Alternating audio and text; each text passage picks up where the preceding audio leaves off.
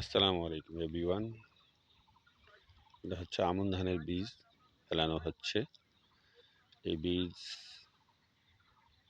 40-45 দিন পর্যন্ত থাকে।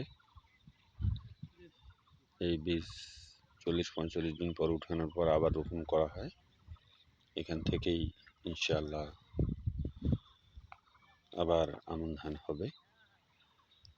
আমরা এখানেই বীজ শোধন করে ফেলছি, আবার আর একবার মেডিসিন দেওয়া হবে। আকাশে পানি না হলেও পানির ব্যবস্থা আছে, এখানে পাশেই ডিপ আছে, এই ডিপ থেকে পানি সাপ্লাই দেওয়া হয় ইনশাআল্লাহ। আপনারা সবাই দোয়া করবেন যেন বীজ ভালোভাবে গড়ে তোলা হয় ইনশাআল্লাহ।